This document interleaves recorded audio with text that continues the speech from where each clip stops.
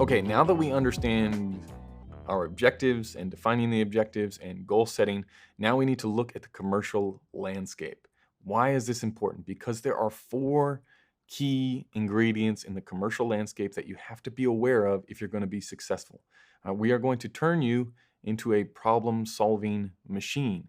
And knowing the commercial landscape and knowing the players and what their interests are will allow you to become a better problem solver because you're going to understand what each group is bringing on set or bringing to pre-production on every single project. There are different interests, there are different requirements, and as a cinematographer, it helps to know those so that you can be aware of them, be predicting what's going to come up and what people may have objections to, and then solving those before they actually happen or before they get bigger. The more you do that, the more your name will continue to come up again and again in conversation because you're proactive and you're making a difference and you're making it easy to get hired, which is the whole point of this course, making it easy for yourself to get hired. So let's start at the top. As I said, there's four major players. There is the client, the person who is trying to sell the product. There is the agency, the people who have come up with the plan to sell the product. The client, all they're concerned about is the product, making it look good, making it sell as much as they possibly can. The agency is going to make sure that the client is happy, but also at the same time, they want to make sure that the idea is good. They want to make sure that what they put down, because the agency will spend months and months and months getting to set, right? They will spend months with the client back and forth with ideas. What fits the brand? What is going to help the client sell the most amount of stuff? They have a tremendous investment in these commercials before a cinematographer even gets contacted about a job. They will have been on it for months, if not years, on this account. So they have a certain set of interests. They want to lift their own esteem inside of the industry. They want to lift their own game. So they're looking to win awards. They're looking to get promoted at work. So they want to do great work. So what does that mean for them? Well, it has to be creative. The copywriting has to be there. All of the elements that they said have to be there are going to need to be checked off. So they're going to have different interests. Then you've got the production company. Now, the production company, sometimes the production company and the director are one. They are mixed, the smaller and the lower levels you go. But as you climb the ranks, you'll find that the production company and the director, they are two separate entities, and they don't always have the same goals in mind. The production company is the one that sold to the agency that they could get the job done. They could get the treatment that the director submitted, they could get it made for this amount of money. So the production company is worried about budgets. They're worried about delivering what they promised, seeing what was on the page get on screen. That is their concern. So they're going to have a whole host of issues that they come to you with. They're going to be responsible for organizing gear, for organizing individuals, for the team, for locations, for all of these things. The production company, they've got a very specific goal, right? They don't want to look bad for recommending a cinematographer or hiring a cinematographer. They don't want to go over budget. They don't want to go over time. They are the liaison between the director and the client and agency. So they're the go-between. The producers will often have very unique concerns, which we're going to get into specifically when we talk about job roles, but they have their own set of interests. Then you have the director. And the director, they certainly want to fulfill what they wrote in the treatment or fulfill what they said that they could get done, but they may have a completely different motivation. Maybe they don't care so much about selling product as they do about making something great, making something that they can be proud of. And again, different times of a director's career, they'll probably be interested in different things.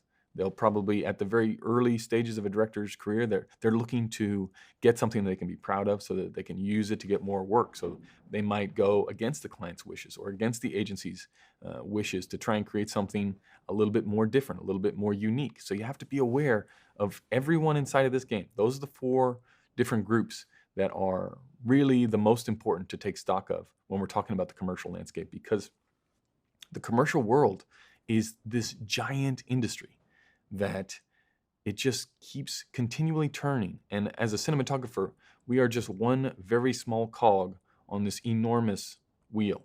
And the gears of production are flowing well before it gets to us, well before we get the call, well before you even hear about the project from a director or production company. All of these things are happening. And The more you understand about that process, the easier it is that you can fit inside what you need to fit inside of when that wheel spins to your turn to take over and to help move the thing along. So, understanding those four key areas will help you get up to speed quicker, understand how to communicate with each level, because that in part is a lot of a cinematographer's job in the commercial world, is communicating with individuals that may not have the technical understanding that you do to either get what you want done, if you want to make it look a certain way or you want to make it feel a certain way, having the ability to communicate in a non-technical way with those different groups, understanding the difference between them. So you're not going to communicate with the agent. A lot of the time, cinematographers won't have much to do with the client, but you will with the agency, obviously with the production company and the director. So you're going to need to know how to talk to those individuals. And if you can understand their goals and what they're looking to get out of a project, it will help you be a more effective communicator. Now, the goal of this is so that you can become an effective communicator so that not only can you get what you want more, but hopefully that means the client, the agency, the production company, and the director, they're getting better. You're exceeding expectations, which makes you easier to employ. The whole goal behind cinematography in the commercial world is exceeding expectations. If someone thinks that it's going to look a certain way and you make it look better than that, well, you've done your job. That is where you want to be. You want to be exceeding expectations. And understanding people's wants and desires will help you do that. It will just make you more employable. The other thing to remember is that although in a fantasy land it would be great if all of these groups could get along and see eye to eye on every single project, the reality is far from that. You're a lot of the times on set, films can be, or commercial sets can be an incredibly collaborative experience, but they can also be far from that, where you'll have agencies that think differently than the director, that think differently than the client. The production company doesn't have the budget to do something, so the producer will be behind the scenes trying to work different opinions and different ways of doing things. It's not always the most collaborative environment. So knowing those goals and knowing whose goals align with yours will allow you to navigate those situations and those waters a whole lot easier. So the big takeaway from this section is each player in the market each one of these groups is incredibly important, and understanding their motivations will help you become a better cinematographer and will help you rise quicker. But also remember that the closer that it gets to you down the ladder, probably the more importance is going to be placed on that relationship. So your relationship with the director, absolutely key. Your relationship with the production company, again, very important with the producers, that you make sure that you're all on the same page. As it starts to get further away from you, probably you're going to interact with those people less, but it's still important to know that information. But keep on top of those relationships that are just nearest you, director, production company, understand what they need to get so that they can answer to the agency, to the client, and you can eventually get something across the line that everyone can be proud of and happy with. Doing all this stuff is just going to make it easier for you to get employed, and repeatable employment is the hardest part of cinematography. So once you get in, you want to maintain those relationships and keep things going smoothly, because it's a lot easier to maintain those relationships than to go out and get new work from new directors, new production companies. As soon as you're a known entity, the trust starts to build, the relationship forms, and it's very simple to continue to get jobs from those individuals.